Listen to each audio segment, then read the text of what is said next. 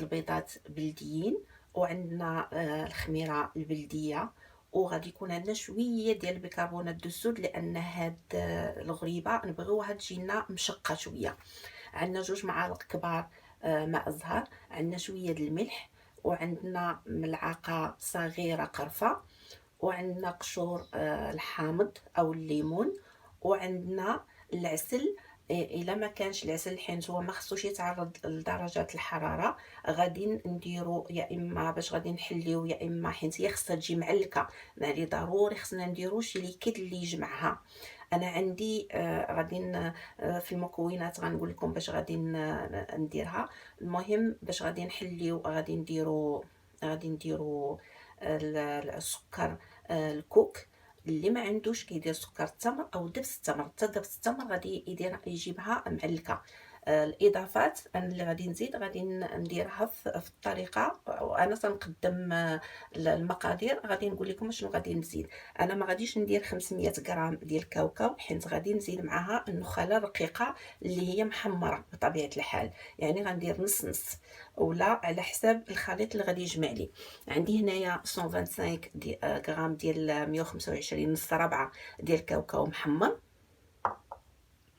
عندي هنايا كيف ما تنتقسم معكم هذه ديك الكلاصون ديال الحامض ومعاه فيه لو زيست وفيه العصير، هادو تنخدم بهم تيجيو صراحه تيجونا عمليين. عندي هنايا معلقه صغيره ديال القرفه. عندي هنا معلقه كبيره ديال النبق. اذا هذا مكون اللي زدته ما كاينش في هذا، لان حتى هو غادي يعطينا المذاق الحلاوه، وفي نفس الوقت تيغديها لينا. وعندي هنايا 2 بيضات، اذا انا هنا غندير غير 2 بيضات بلديين. عندي سكر الكوكو، عرفت تقسمته معكم. عندي نسيت 2 معالق الزبده بلديه، 2 معالق كبار، نسيت ما قلتهمش في المقادير.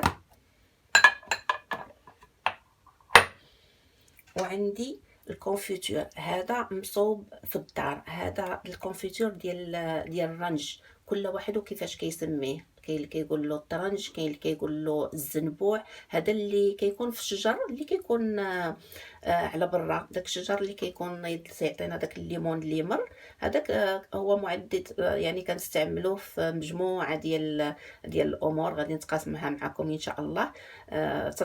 تنخللوا به الزيتون، تنغسلوا به الماعن ديال الطين، يعني تيفيدنا بزاف. اذا هذا سميتو الكونفيتور المربى ديالو مخلط مع المربى ديال التين، يعني ديال الكرموس، هذاك اللي بالشوك الهنديه. غادي ان شاء الله في الصيف الى دخل غادي نتقاسموا معكم. عندي هنايا 2 معالق كبار ديال الماء الزهر. عندي البيكربونات دو السود، غادي ندير معلقه، ماشي الراس ديال المعلقه، عفوا. وعندي هنايا النخاله رقيقه محمره، هذه على حسب اللي غادي يجمع لي الخليط. وعندنا بطبيعه الحال الاميره ديالنا، الخميره البلديه اللي غديتها، قولوا غير ساعه ماشي بزاف. وعندي هنايا كاوكاو، هذا مهرمش ما مطحونش بزاف، لاننا غادي نفند فيه الغريبه. يا اما كديروا كاوكاو، يا اما كديروا الكوك، يا اما كديروا اللوز. اذا نبداو على بركه الله، بسم الله.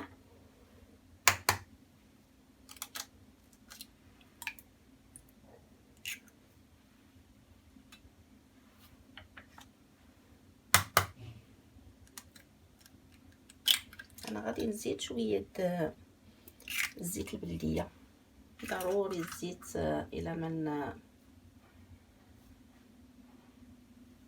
نزيد هنايا قرفه.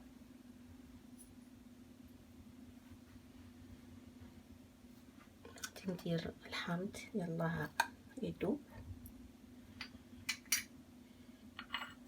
غادي ندير الخروب، دقيق النبك، سمحوا لي حتى هو تنستعملو بزاف. انا غادي نزيد واحد المعلقه. المهم هادو تيبقاو اختياريين وكيبقاو على حساب. انا غادي نزيد ماء الزهر،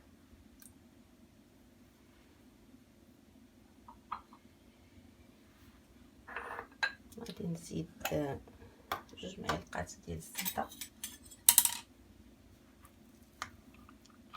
انا حيت غادي نزيد زيت البلديه غادي ندير غير معلقه واحده، يعني نتوما تيبقى لكم الاختيار. الا ما كنتوش غديروا زيت البلديه ديروا غير هاد المقادير. انا راه درت غير النصف ديالها، لان تندير الكميه اللي غادي تستهلك في هذاك النهار ديال العيد او يومين.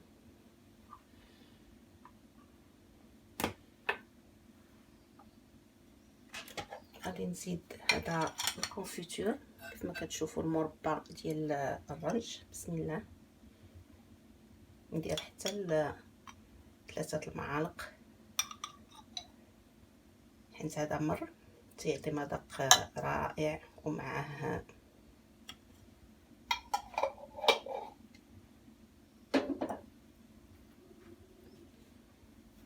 غادي نزيد سكر الكوكو، حيت ما عنديش الكوك كندير هذا السكر هذا تيعطي مذاق زوين. غندير غير معلقه، غير المذاق.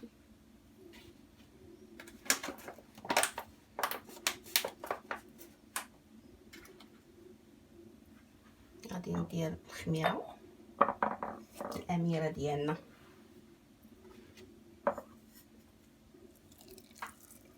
ندير معلقه كبيره.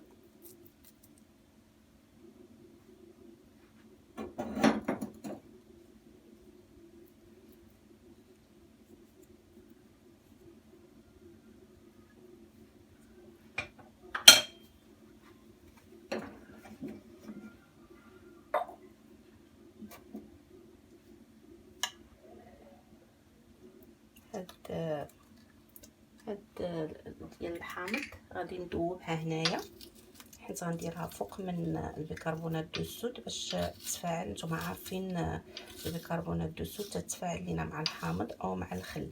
بغيتو ديروا الحامض، بغيتو ديروا خل التفاح.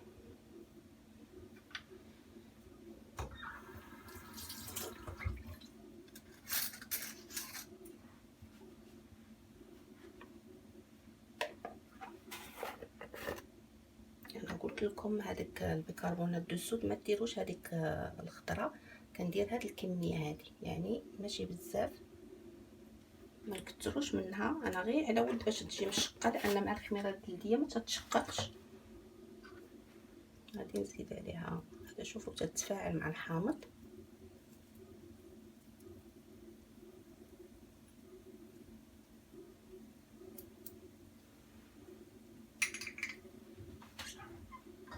زيد شويه د الزيت البلديه كما قلت لكم،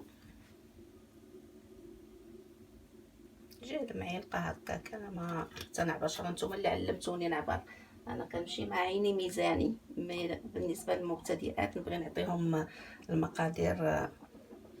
اذا غادي يبقى لنا نخلطوا هذا الشيء، عاد نزيدوا المكونات، نزيدوا كاوكاو ونزيدوا شويه الملحه.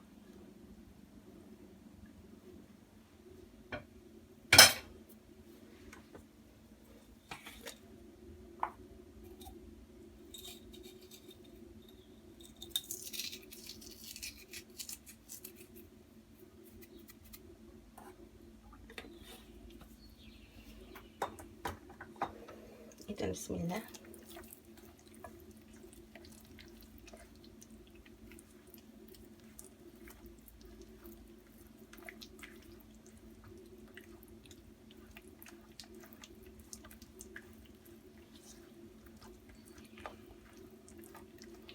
هاد الحلوى كتبقى صحيه،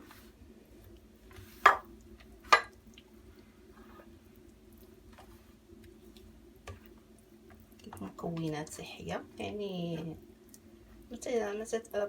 ماشي بحال، ما غاديش نقول بحال الاخرى، مي هذه كتبقى.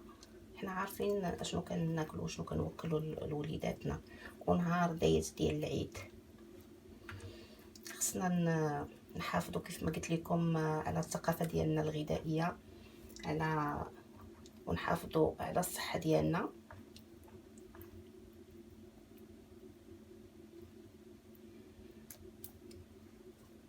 حين التغذيه هي جزء لا يتجزأ من الهويه ديالنا، لا اللباس ديالنا ولا. غادي ان شاء الله غادي ندير فيديوهات على اللباس التقليدي ديالنا، وعلى الخياطه زمان اللي كانت ما خصناش نفرطوا فيها، وخاص حتى الخياطه الحرفيه ديالنا، الصناع ديالنا. واخا مع هاد كورونا يعني ماتوا بعض الصناع والحرفيين التقليديين. يعني والله مشيت لمدينه فاس الى داكشي تيبكي، لان بزاف الحوانت يا اما سدوا يا اما دايرين للبيع. ولكن حنا كنتحملوا جزء من المسؤوليه، لاننا مشينا في واحد الطريق كلشي ولا غاديين بسرعه. كلشي طغات الماكينه، خياطه الماكينه على خياطه اليد اللي كتبقى هذيك اصيله، وحتى الجوده. يعني الماكينه، خياطه الماكينه دغيا تتحل، وكتولي تتشوف كل شيء لابس بحال نفس هذا. المهم انا شخصيا ما تنفرطش في الخياطه البلديه، واخا غاليه شويه، ولكن ضروري خاصها تكون عندنا جليبه، ولا تكون عندنا في هذا اموا في البلاكار ديالنا مخيطه بخياطه زوينه بلديه. يعني تتبقى همويه، يا اما الدبانه يا اما الدولار يا اما ما بقيناش تنسمعوا هذا الشيء. ان شاء الله غادي نتقاسموا معكم. اذا غادي نزيد كاوكاو. اللي باغي يزيد اللوز، حنايا تنمشيو في كل ما هو بسيط واقتصادي ممكن. اللي بغى يدير اللوز يدير اللوز، حتى هو تيجي زوين، تيعطي حتى هو التعليكه. ودابا غنبدا نزيد في النخاله. نقدر اللي يجمع لي هاد الخليط.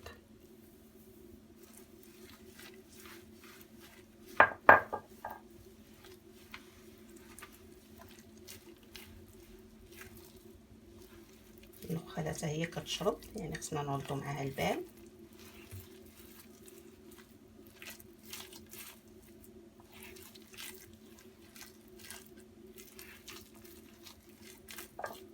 نزيد شويه، خاصها تبقى تلصق.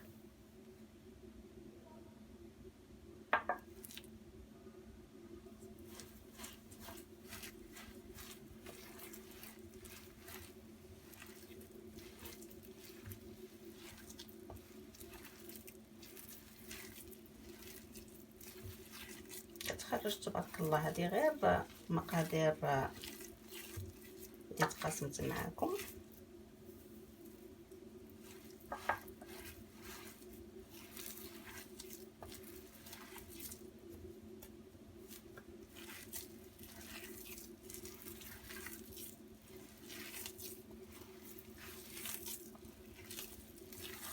نحاول نمزج هاد المكونات.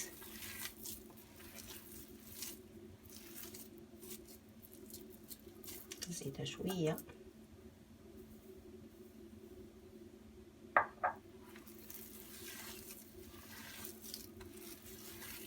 متجيناش قاصحه.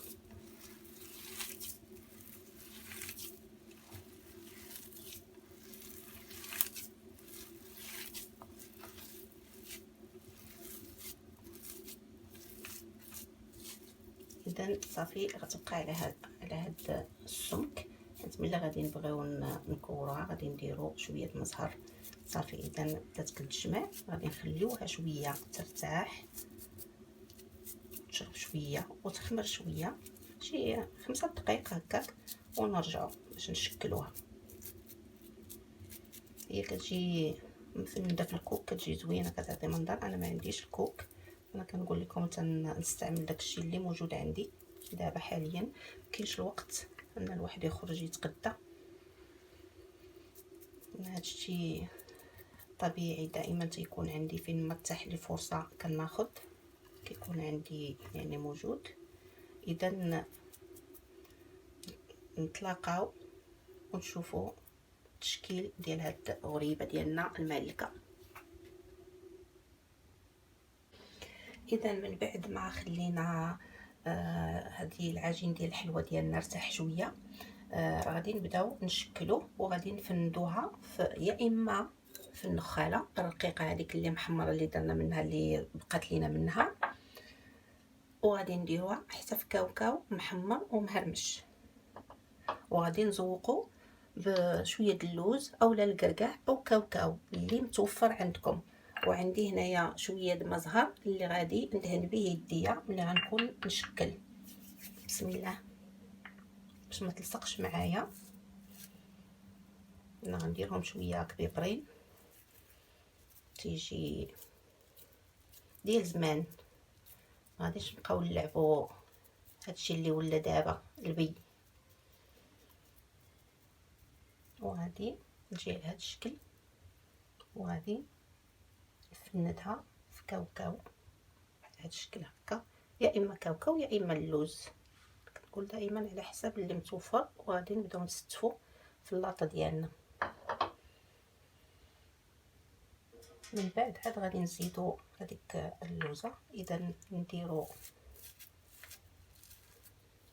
بغيتو تعبروهم هادو باش يجيوكم مقادين عفوا انا يدي هي كتعطيني العبار. كنت غنديرها في النخاله مي سبقات هذا باش نوريكم الشكل ديال النخاله كي كيجي. النخاله عندها طريقه خاصه باش ما تدخلش لكم وسط العجين وتقصاه، يعني خصنا نحاولوا النخاله نخليوها غير من الفوق.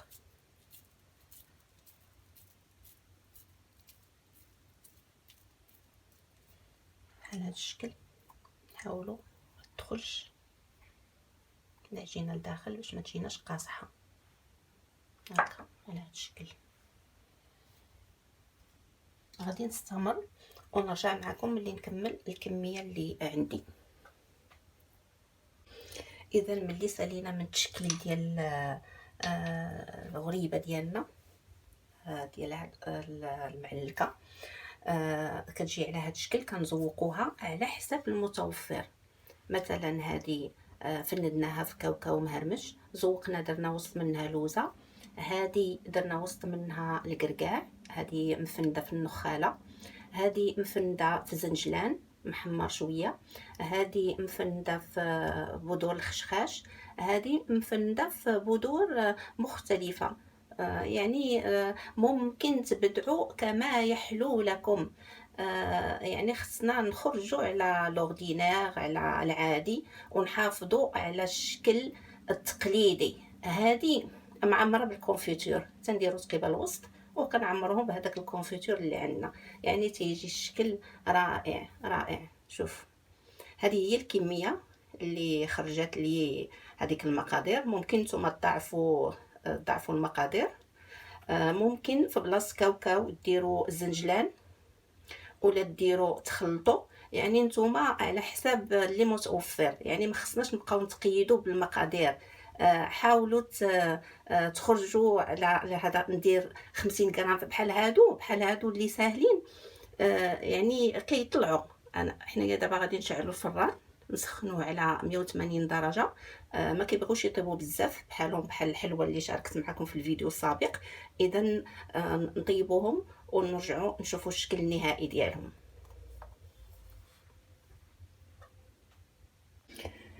ملي طيبنا الغريبه ديالنا هذه، كنشعلوا الفران على 180 درجه. ملي كيسخن مزيان كنطفيو لتحت وكنخليوها هي الفوق حتى كتشقق، عاد كنشعلوا لتحتاني. يعني هذه الطريقه باش كتشقق لينا. اذا كتجي على هذا الشكل، يعني ما قديت. شوفوا كي كتجي هذه اللي فيها الكونفيتور، شوفوا مشقه. هي ملي كنكونوا كنشكلوها كتشقق. شوف معلكه رائعه. اذا تيكونوا الشكل النهائي ديال الحليوات ديالنا كيكون على هذا الشكل. هادو لي كيك اللي صوبنا بالسميده. هذه الحلوه ديال السلو. وهادو اللي كنت قلت لكم، هادو ممكن حتى يطيبوا وكنشكلوهم كما بغينا، يعني نقدروا نديروا فيهم الكونفيتور ونفندوهم يا اما في الزنجلان يا اما في الكوك يا اما في كاوكاو يا اما في اللوز افيلي. يعني كيبقى التزيين والشكل يعني كيبقى على حسب الذوق ديالكم. اذا بهاد الحليوات هادو كنكونوا كل بيت يعني اقتصاديين ما غير مكلفين. كل بيت غيكون فرح وفرح وليداتو بهاد التشكيلات اللي اقتصاديين. وكان دائما كنقول نخدموا بداكشي اللي متوفر عندنا في الدار. يعني حتى لا مشينا في هادشي الطبيعي راه كيتقام علينا اقل ثمن من داك الخزعبلات. اذا نتمنى نكون فتكم بهاد الحلوات ديال العيد. عيد مبارك سعيد، ونتمنى تكونوا في احسن حال. الى بقى لي وقيت غادي نشارك معكم البغرير بالخميره البلديه بالانواع ديال الدقيق ديالو. وتبقاو على خير ودمتم في رعايه الله وحفظه.